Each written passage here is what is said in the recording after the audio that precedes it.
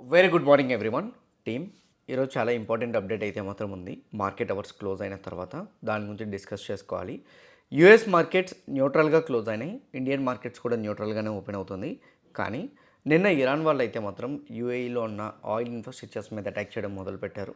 దాని గురించి మనం డిస్కస్ చేయాలి. సేమ్ టైం ఈరోజు ఈవినింగ్ మన మార్కెట్ అవర్స్ తర్వాత ఏదైతే ఈవెంట్ ఉందో అది గోల్డ్ అండ్ సిల్వర్ని కూడా హ్యూజ్ వేలో ఇంపాక్ట్ చేయబోతుంది. సో దాని గురించి కూడా డిస్కస్ చేయాలి. ఇట్లాంటి అప్డేట్స్ కొన్ని ఉన్నాయి, వాటన్నిటి గురించి డిస్కస్ చేద్దాం. వీడియో ఎండింగ్ వరకు చూడండి. అండ్ ఇంకోటి ఏంటంటే వీడియో చూస్తునేటప్పుడు ఏ పాయింట్ ఆఫ్ వ్యూలో అయినా కానీ నేను మా టీం మీకు ఎఫర్ట్స్ పెట్టామనిపిస్తే డెఫినెట్గా వీడియోని అయితే మాత్రం లైక్ చేయండి. నా first one, last night US మార్కెట్స్లో ఏం జరిగిందన్న దగ్గర నుంచి మనం స్టార్ట్ చేద్దాం. Last night Dow Jones 46 points పాజిటివ్లో క్లోజ్ అయింది. నాస్డాక్ ఏమో 105 పాయింట్స్ పాజిటివ్లో క్లోజ్ అయింది. స్మాల్ క్యాప్ 2017 పాయింట్స్ అంటే 0.7% పాజిటివ్లో క్లోజ్ అయింది. Majority of the US markets అన్నీ కూడా ఫ్లాట్ విత్ పాజిటివ్గా క్లోజ్ అయినాయి. మరీ బిగ్ పాజిటివ్ కాదు కానీ ఫ్లాట్ విత్ పాజిటివ్గా క్లోజ్ అయినాయి. ఇండియా విక్స్ అయితే మాత్రం 5% నెగిటివ్ సైడ్ అయితే కరెక్షన్ వచ్చింది. ఓవరాల్గా డేటా అయితే మాత్రం కొంత లిటిల్ బిట్ ఫ్లాట్ విత్ పాజిటివే మనకు కనపడుతుంది. యూరోపియన్ మార్కెట్స్ అన్నీ కూడా హయ్యర్ సైడే క్లోజ్ అవ్వడం అయితే మాత్రం మనం చూసాం. మెజారిటీ ఆఫ్ ద ఇండైసెస్ ఏవైతే ఉన్నాయో అవన్నీ కూడా పాజిటివ్గా క్లోజ్ అవ్వడానికి కొంచెం రీజన్స్ అయితే మాత్రం ఉన్నాయి. వాటి గురించి వన్ బై వన్ మాట్లాడదాం. ఫస్ట్ వన్, నిన్న ట్రంప్ వచ్చేసరికి నాటో కంట్రీస్ మీద కొన్ని స్టేట్మెంట్స్ చేశారు. సో నాటో కంట్రీస్ ఎవరు కూడా మా సైడ్ నుంచి అంటే మేము ఇప్పుడు present right now strait of హార్మోజ్లో ఆయిల్ షిప్స్ని పాసెస్ కోసం కొంతమందిని వార్షిప్స్ని ఇందులో ఇన్వాల్వ్ చేయమని అడిగితే ఎవరు కూడా కంట్రిబ్యూట్ చేయని అనేసారు. ఈవెన్ మా సైడ్ నుంచి హెల్ప్ఫుల్గా నాటో కంట్రీస్ని కూడా రమ్మని చెప్తే సో నాటో కంట్రీస్ కూడా మేము ఈ వార్లో ఇన్వాల్వ్ అవ్వాలనుకోవట్లేదని చెప్పి రిజెక్ట్ చేశారు. అయితే ఇది నాకు ఒక డిసప్పాయింట్ చేసే పాయింటే, బట్ కాకపోతే చాలా ఫూలిష్ మిస్టేక్ అయితే వాళ్ళు తీసుకున్నారని చెప్పి ట్రంప్ అయితే స్టేట్మెంట్ చేశారు.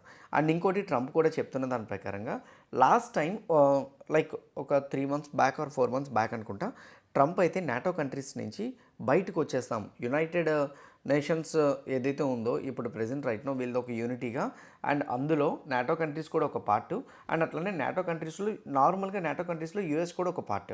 ఈ నాటో నుంచి సపరేట్గా బయటకు వచ్చేస్తామన్నారు.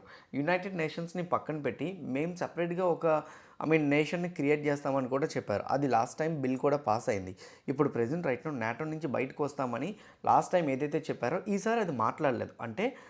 అంటే మీరు మొన్న సండే టైంలో న్యూస్ అప్డేట్స్ ప్రకారంగా చూస్తే ట్రంప్ ఏం చెప్పారంటే నేను ఇట్టి పరిస్థితుల్లో నాటో కంట్రీస్ని ఒక బిగ్ వేలో పనిష్మెంట్ చేస్తాను, ఓకే తొందరలోనే ఒక బ్యాడ్ కాన్సిక్వెన్సెస్ మీరు చూడబోతారు అని చెప్పి ట్రంప్ ఏదైతే భయపెట్టడానికి ట్రై చేశారో ఇప్పుడు present right now even United States వాళ్ళు నాటో నుంచి బయటకు వస్తామనే స్టేట్మెంట్ లేదు. అంటే పెద్ద థ్రెటన్ స్టేట్మెంట్స్ అంటూ ట్రంప్ అయితే మాత్రం ఏమీ చేయలేదు. అయితే ఇంకోటి ఏం చెప్పారంటే మాకు ఎవరు సాయం అవసరం లేదు, నాటో కంట్రీస్ సాయం కూడా మాకు అవసరం లేదు, మేము ఏదైనా చేసుకోగలుగుతాం, మాకు ఎప్పుడు కూడా ఎవరు సాయం కూడా చేయలేదు, మేము ఎంతవరకైనా వెళ్తామని మళ్ళీ అతనే స్టేట్మెంట్ చేశారు. సో ఇన్స్టేబుల్గా స్టేట్మెంట్ ఉన్నా ఎవరిని థ్రెటన్ చేస్తాను, ఎవరి మీదైనా టారిఫ్స్ని విధిస్తాను అనేటట్టు స్టేట్మెంట్స్ ఏమీ కనిపించకపోవడంతో యూఎస్ మార్కెట్స్ కొంత పాజిటివ్ సైడ్ అయితే మాత్రం మొమెంటం ఇచ్చినాయి. దట్టు ఇంకోటి ఏంటంటే యూఎస్ మార్కెట్స్కి డే ఆఫ్టర్ టుమారో అంటే ఫ్రైడే వచ్చేసరికి క్వార్టర్ఫుల్ విచ్చింగ్ డే. ఈ క్వార్టర్ఫుల్ విచ్చింగ్ డే అంటే సింపుల్ చెప్తాను, మనకి మంత్లీ ఎక్స్పైరీస్ ఎలా ఉంటాయో వాళ్ళకి క్వార్టర్లీ ఎక్స్పైరీస్ ఉంటాయి. ఆ ఎక్స్పైరీస్ అనేది ఆ మంత్లో ఎవ్రీ 3 monthsకి థర్డ్ ఫ్రైడే అయితే మాత్రం ఎక్స్పైర్ అవుతుంది. దాన్ని క్వార్టర్ఫుల్ విచ్చింగ్ డే అంటారు. యూజువల్గా క్వార్టర్ఫుల్ విచ్చింగ్ డే రోజు మోస్ట్లీ మార్కెట్స్లో ప్రాఫిట్ బుకింగ్ అవుతూ ఉంటుంది అనమాట, అంటే ఫాల్ అవుతూ ఉంటుంది.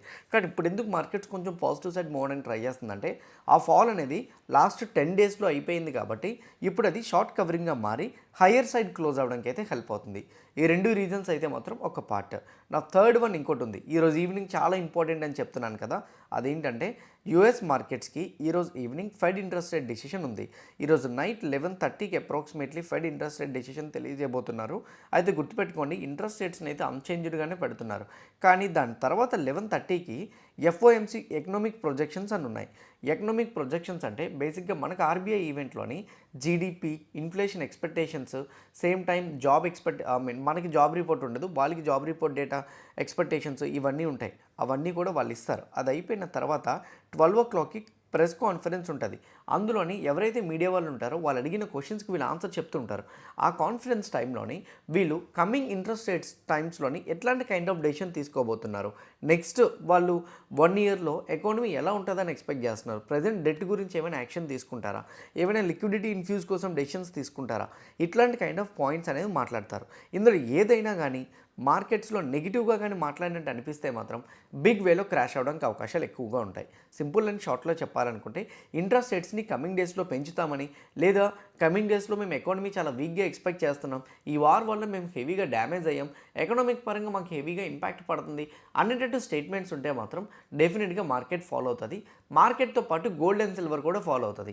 గోల్డ్ అండ్ సిల్వర్ ఎందుకు ఫాలో అవుతుందని నేను మీకు క్లియర్గా చెప్తున్నానంటే, గోల్డ్ అండ్ సిల్వర్కి మేజర్ పార్ట్ ఏంటంటే ఇంట్రెస్ట్ రేట్స్ని కట్ చేయాలి, లేదా ఇంట్రెస్ట్ రేట్స్ లోలో అలా న్యూట్రల్గా ఉంచేయాలి.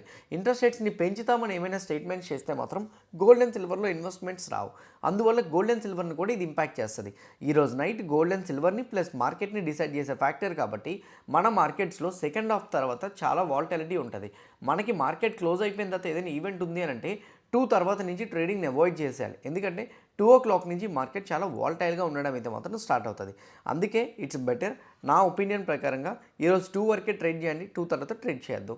ఈ ఈవెంట్ కూడా ఉండడంతో quadruple witching day, Trump threaten statements లేకపోవడంతో యూఎస్ మార్కెట్స్ ఫ్లాట్ విత్ పాజిటివ్గా అయితే మాత్రం క్లోజ్ అయినాయి. కానీ క్రూడ్ ఆయిల్ అయితే మాత్రం ఇప్పటికీ కూడా $100 అబోవ్ సస్టైన్ అవ్వడానికి ట్రై చేస్తుంది. గుర్తుపెట్టుకోండి, ఒక సీరియస్ కాషియస్ జరుగుతుంది. అదేంటంటే ఇరాన్ వాళ్ళు అయితే మాత్రం ఇప్పుడు ప్రెజెంట్ రైట్ నో గల్ఫ్ కంట్రీస్లో మేజర్గా యూఏఈలోని ఆయిల్ సైట్స్ మీద అటాక్ చేస్తున్నారు. యూఏఈలోని ఫుజైరా ఆయిల్ హబ్ ఏదైతే ఉందో దాని మీద ఇరాన్ వాళ్ళు కంటిన్యూస్ అటాక్స్ చేయడంతో వాళ్ళు ప్రెజెంట్ రైట్ నో ప్రొడక్షన్ని స్టాప్ చేశారు. అండ్ ఈవెన్ ఒక 15 to 10% వరకు డ్యామేజ్ అయిందని కూడా చెప్తున్నారు. ఇప్పుడు యాజ్ ఆఫ్ నౌ ఏదైతే ఈ సిచ్యువేషన్స్ ప్రకారంగా ఉన్నాయో ఆయిల్ ఇన్ఫ్రాస్ట్రక్చర్స్ మీద అటాక్ జరగకూడదు, మా కార్గో ఐలాండ్ మీద అటాక్ చేశారు కాబట్టి మేము అటాక్ చేస్తున్నామని చెప్తున్నారు. అయితే డ్యామేజెస్ చిన్నవి కాబట్టి మార్కెట్స్ అంతగా రియాక్ట్ అవ్వట్లేదు. కానీ క్రూడ్ ప్రైస్ మాత్రం 100 అబోవ్నే సస్టైన్ అవుతుంది. ఇంకా ఫర్దర్గా ఇరాన్ వాళ్ళు కానీ గల్ఫ్ కంట్రీస్లో ఉన్న ఆయిల్ ఇన్ఫ్రాస్ట్రక్చర్స్ మీద కానీ డ్యామేజ్ చేయడం మొదలు పెడితే మాత్రం చాలా బిగ్ థ్రెట్టే ఇరాన్ వాళ్ళకి కనిపించవచ్చు. లేదా ఇరాన్ వాళ్ళు ఈ వార్ ఆపడానికి కోసం ఈ గల్ఫ్ కంట్రీస్లో ఉన్న ఆయిల్ ఇన్ఫ్రాస్ట్రక్చర్స్ మీద 5%, 10% డ్యామేజ్ చేస్తూ కావాలనే చేసినా సరే మనం ఆశ్చర్యపోవాల్సిన అవసరం లేదు. ఇదంతా కూడా వార్ ఆపడం కోసమే వాళ్ళు కూడా చేస్తున్నారు. ఎందుకంటే వాళ్ళ దగ్గర నుంచి వెపన్స్ చాలా తక్కువగా ఉన్నాయి, మిలిటెంట్స్ కూడా చాలా తక్కువ మంది ఉన్నారు. ఇప్పుడు ప్రెజెంట్ రైట్ నో వాళ్ళు ఏదైతే వాళ్ళకున్న ఎసెట్స్ ఉన్నాయో వాటిని చాలా లాజిక్గా యూజ్ చేసుకోవాలి. అలానే వాళ్ళు యూజ్ చేస్తూ ఆయిల్ని టచ్ చేస్తున్నారు. ఇలా చేస్తే యూఎస్ మీద ప్రెజర్ పెరిగి యూఎస్ ఆపుతుందనే మేజర్ రీజన్. నాకు తెలిసి కమింగ్ డేస్లోని ఈ వార్ ఆగిపోతుందని అనుకుంటున్నాను. మొత్తం అంతా కూడా సెటిల్ అవుతుంది ఇంకొన్ని డేస్లో ఆర్ వీక్స్లో అని అనుకుంటున్నా. ఎందుకంటే యూఎస్కి ఇంకా వేరే వే లేదు, అన్ని కంట్రీస్ కూడా రావని చెప్పాయి కాబట్టి ఈ వార్ తొందరలోనే ఆగుతుంది. మేబీ మార్కెట్స్కి పాజిటివ్గా టర్న్ అవుతుందని అనుకుంటున్నా. కానీ ఏ పాయింట్ ఆఫ్ వ్యూలో అయినా కానీ ఇది మనం ఇప్పుడు ఎక్స్పెక్ట్ చేస్తుంది. ఏ పాయింట్ ఆఫ్ వ్యూలో అయినా కానీ యూఎస్ వాళ్ళు తిరిగి ఇరాన్ కార్గో ఐలాండ్లో ఉన్న ఆయిల్ ఇన్ఫ్రాస్ట్రక్చర్స్ మీద అటాక్ చేస్తే మాత్రం అది ఒక బిగ్ రెవల్యూషన్గా మారే అవకాశం ఉంటుంది. అప్పుడు మార్కెట్స్ హెవీగా క్రాష్ అవుతుంది. అలా జరగకూడదని అనుకుందాం. మార్కెట్స్ పరంగా పక్కన పెడితే ఇండియాలో చాలా మిడిల్ క్లాస్ ఫ్యామిలీస్ మీద ఇంపాక్ట్ అనేది పడుతుంది. అట్లా జరగకూడదని అనుకుందాం. హోప్. బట్ కాకపోతే ఈ న్యూస్ని కూడా ట్రాక్ చేయండి. But as of now US అయితే మాత్రం అంత అగ్రెసివ్గా దేని మీద అటాక్ చేయట్లేదు కాబట్టి మోస్ట్లీ వార్ స్టాప్ అవుతుందనే పాజిటివ్ ఎక్స్పెక్టేషన్స్ కూడా ఇప్పుడు మార్కెట్ ఎక్స్పెక్ట్ చేస్తుంది. అయితే క్రూడ్ కానీ 100 బిలోకి రాగలిగితే మార్కెట్స్కి అది ఇంకొంచెం పాజిటివ్ సైడ్ అయితే మాత్రం బూస్టప్ చేయొచ్చు. నా ఏషియన్ మార్కెట్స్కి వెళ్దాం. As per Asian markets majority of the Asian markets అన్నీ కూడా మిక్స్డ్లో ట్రేడ్ అవుతున్నాయి. Japan market 2% positive, China markets అన్నీ కూడా ఫ్లాట్లో అయితే మాత్రం ట్రేడ్ అవుతున్నాయి. నా ఇండెక్స్ ఫ్యూచర్స్లోకి వెళ్ళి డవ్ ఫ్యూచర్స్, నాస్డాక్ ఫ్యూచర్స్ ఎట్లా ట్రేడ్ అవుతున్నాయి అనేది చూస్తే డవ్ ఫ్యూచర్స్ 130 పాయింట్స్ పాజిటివ్లో ట్రేడ్ అయితే నాస్డాక్ ఫ్యూచర్స్ 100 పాయింట్స్ పాజిటివ్లో అయితే మాత్రం ప్రెజెంట్ రైట్ను ట్రేడ్ అవుతుంది. గిఫ్ట్ నిఫ్టీ ప్రకారంగా చూసుకుంటే 23,613.5 పాయింట్స్ అనేది నిఫ్టీ 50 ఎస్టర్డే క్లోజ్ అయింది. Currently 23,658, approximately 45 points gap up opening చూపెడుతుంది. దాన్ని గ్యాప్ అప్ అనుకునే దానికన్నా ఫ్లాట్ అనుకుంటే better. Flat with positive side market open అవడానికి అయితే మాత్రం ట్రై చేస్తుంది. As per current markets global markets అన్ని న్యూట్రల్గా ఉన్నాయని మనకు అర్థమవుతుంది. ఓకే, బాగానే ఉంది. ఈరోజు మన మార్కెట్స్ ఎట్లా ఉండొచ్చు ఇక్కడికి వద్దాం. నా దాని గురించి డిస్కస్ చేసే ముందు ఎస్టర్డే ఒక ఇంపార్టెంట్ న్యూస్ వచ్చింది. అదేంటంటే నరేంద్ర మోడీ గారు యూఏఈ ప్రెసిడెంట్తో ఎస్టర్డే ఫోన్ కాల్ మాట్లాడినట్టు అప్డేట్స్ అయితే మొత్తం సోషల్ మీడియాలో ఉన్నాయి. కంప్లీట్గా వార్ సిచ్యువేషన్స్ని డిస్కస్ చేసుకునేటట్టు సేమ్ టైం ఇది తొందరలోనే సార్ట్అవుట్ చేయడం కోసం తగిన చర్యలు ఏవైతే ఉన్నాయో అవి తీసుకుంటున్నామని మోస్ట్లీ డిస్కషన్స్ కూడా ఇరాన్ వాళ్ళతో జరుగుతున్నాయి. And as soon as possible దీనికి ఒక ఫుల్ స్టాప్ అనేది తీసుకొస్తామని యూఏఈ ప్రెసిడెంట్ మోడీ గారితో మాట్లాడడం. అండ్ అట్లానే మోడీ గారు కూడా ఇండియా సైడ్ నుంచి ఏ హెల్ప్ కావాలనుకున్నా కానీ మా సైడ్ నుంచి మీకు ఆ హెల్ప్ ఉంటుందని డిస్కషన్స్ కంటిన్యూ అవ్వడంతో ఈరోజు ఇది ఈ ఫోన్ కాల్ డిస్కషన్ కూడా ఒక పాజిటివ్ ఎక్స్పెక్టేషన్ని క్రియేట్ చేస్తుంది అనేది నా opinion. Next f i data DI data ప్రకారంగా చూసుకుంటే ఎఫ్ఐ ఆన్ ఎస్టర్డే 4,741 crores మార్కెట్లో సెల్ చేస్తే డిఐ 5,225 crores బై చేయడం జరిగింది. ఓవరాల్గా చూసుకుంటే ఎఫ్ఐ నెగిటివ్ సైడ్ ఉన్నారు, డిఐ బయింగ్ సైడ్ ఉన్నారు. అయితే వాళ్ళు ఎఫ్ఎండ్ఓలో బిల్డ్ చేసిన పొజిషన్స్ ప్రకారంగా చూసుకుంటే నిన్న వాళ్ళు షార్ట్ కవరింగ్ కేవలం 1% to 2% పొజిషన్స్ మాత్రమే చేశారు. బట్ స్టిల్ ఇప్పటికీ 2,40,000 పొజిషన్స్ నెగిటివ్ సైడ్ ఉన్నాయి.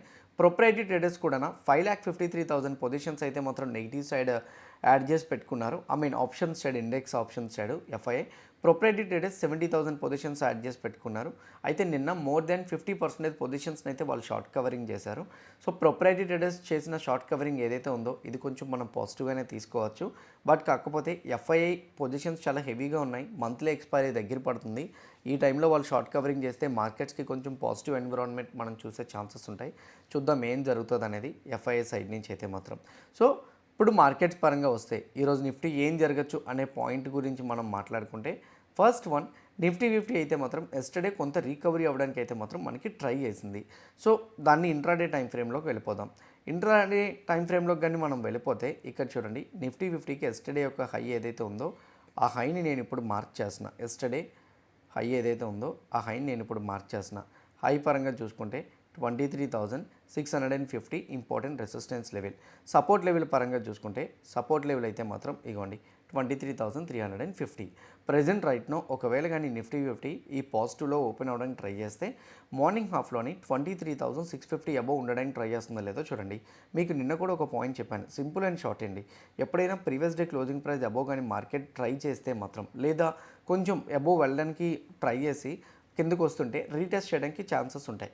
రీటెస్ట్ చేసి కానీ అప్ సైడ్ మొమెంటం ఇస్తుంటే ఆ ప్రీవియస్ హై బ్రేక్ అవుతుందో లేదో చూడండి.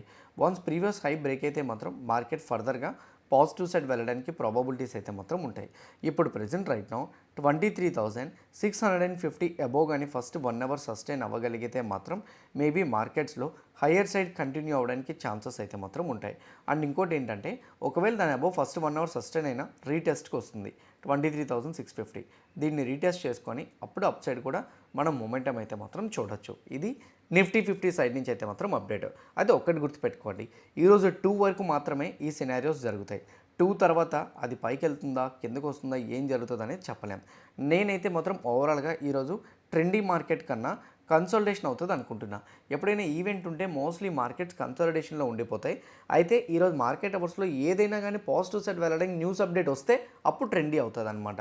సో కన్సల్టేషన్ నేను ఎలా కన్ఫర్మేషన్ తీసుకోవాలని అనొచ్చు అది కూడా చెప్తాను. 23,650 344 ఇన్ బిట్వీన్లో ఉండిపోయింది అనుకోండి, మోస్ట్లీ ఈ రేంజ్లోనే ట్రేడ్ అవుతుంది. ఓకే, ఒక వైడ్ రేంజ్లో ట్రేడ్ అవుతుంది. ఎప్పుడైతే ప్రీవియస్ డే హై బ్రేక్ అవుతుందో ట్రెండింగ్ మార్కెట్ మూమెంటం ఇవ్వడానికి ట్రై చేస్తుందని అర్థం. అయితే గుర్తుపెట్టుకోండి, ఇలా మూమెంటం ఇచ్చేటప్పుడు రీటెస్ట్ అయి వెళ్తునేటప్పుడు ఎంటర్ అవ్వడానికి ట్రై చేయండి. మోస్ట్లీ మీకు విన్నింగ్ ప్రాబబిలిటీస్ ఎక్కువ ఉంటాయన్నమాట. సో రీటెస్ట్లోనే ఎప్పుడు విన్నింగ్ ప్రాబబిలిటీస్ ఉంటాయి. ఈవెన్ ఎస్టర్డే కూడా రీటెస్ట్ అయ్యే పైకి వెళ్ళిందే తప్ప డైరెక్ట్గా స్ట్రైట్ అవే మూమెంటం అయితే మాత్రం ఇవ్వలేదు. సో ఇది అనదర్ వన్. సెకండ్ హాఫ్ మాత్రం మ్యాక్సిమం ట్రేడింగ్ని అవాయిడ్ చేయండి. ఏదైతే నిఫ్టీని సెటప్ చెప్పాను నేను, సేమ్ ఫర్ సెన్సెక్స్ కూడా అంతే. సెన్సెక్స్ కూడా ఇంపార్టెంట్ రెసిస్టెన్స్ లెవెల్ ఏదైతే ఉందో ఈ ఇంపార్టెంట్ రెసిస్టెన్స్ లెవెల్ ఇక్కడ ప్రజెంట్ రైట్ నో 76,300ని నేను మార్క్ చేస్తున్నా. అండ్ సపోర్ట్ లెవెల్ అయితే మాత్రం కరెంట్లీ సెన్సెక్స్కి అయితే మాత్రం యాజ్ ఆఫ్ నో 75,400. అండ్ ఈ రేంజ్లోనే మోస్ట్లీ సెన్సెక్స్ అయితే మాత్రం కన్సల్టేషన్ అవ్వచ్చు. 76,300 కానీ బ్రేక్ అయితే అప్ సైడ్, 75,400 బ్రేక్ అయితే డౌన్ సైడ్. ఈ రెండు అవ్వకపోతే మాత్రం మార్కెట్ మోస్ట్లీ కన్సాలిడేషన్ మొమెంటంలో ఉండడానికి ప్రాబబిలిటీస్ ఉన్నాయన్నది నా పర్సనల్ ఒపీనియన్. ఇది సెన్సెక్స్ సైడ్ నుంచి. Even for bank Nifty also same.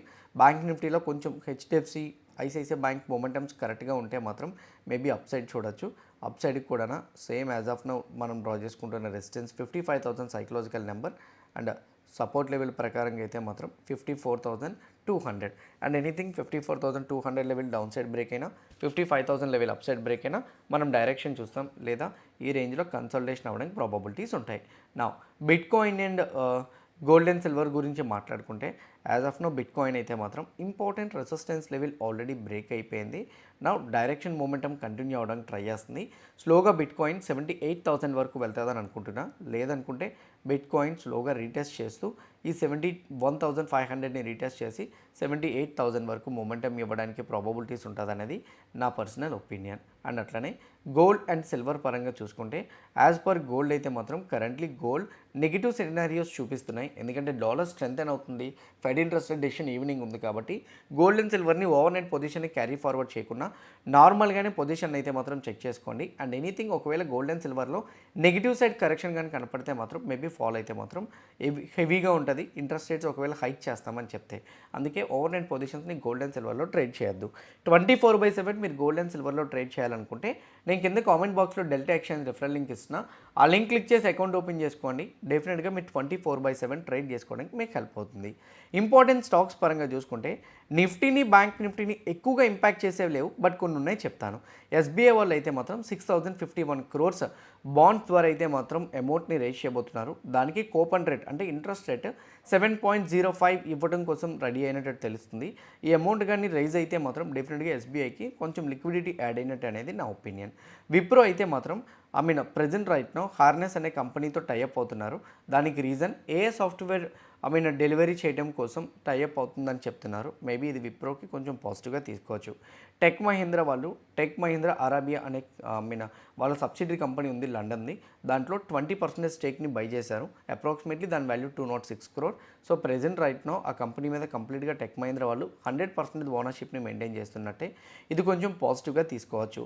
Aurobindo pharma మీద యూఎస్ ఎఫ్డీఏ వాళ్ళు చేసిన ఇన్స్పెక్షన్స్లోని కొన్ని ఇన్స్పెక్షన్స్ మీద క్లాసిఫికేషన్స్ ఇచ్చారు. అండ్ అట్లనే కొన్ని 9 అబ్జర్వేషన్స్ కూడా ఇవ్వడం జరిగింది. మేబీ ఇది ఆరోఫార్మా కంపెనీని ఈరోజు కాన్సన్ట్రేట్ చేసే పాయింట్ అనేది నా ఒపీనియన్. మేజర్గా ఉన్న అప్డేట్స్ చెప్పాను. ఇంకేమైనా ఉంటే ఈవినింగ్ పోస్ట్ మార్కెట్ అనాలిసిస్లో డెఫినెట్గా ఎక్స్ప్లెయిన్ చేస్తాను. ఇంకేమైనా డౌట్స్ ఉన్నా కానీ కామెంట్ బాక్స్లో పెట్టండి, పోస్ట్ మార్కెట్లో క్లియర్ చేస్తా. అండ్ ఈచ్ అండ్ ఎవ్రీథింగ్ మీకు హెల్ప్ అయింది అనుకుంటున్నా. మీకు హెల్ప్ అయింది అనుకుంటే వీడియోని లైక్ చేయండి. ఛానల్ ఇంకా సబ్స్క్రైబ్ చేసుకోకుండా వీడియో చూస్తూ ఉంటే ఛానల్ కూడా సబ్స్క్రైబ్ చేసుకోండి. ఇదే వీడియో మీ ఫ్రెండ్స్ ఆర్ మీ రిలేటివ్కి షేర్ చేస్తే హెల్ప్ అవుతుంది అనుకుంటే వాళ్ళు కూడా షేర్ చేయండి. See all today evening at 5 PM in post market analysis. All the best everyone. Bye bye.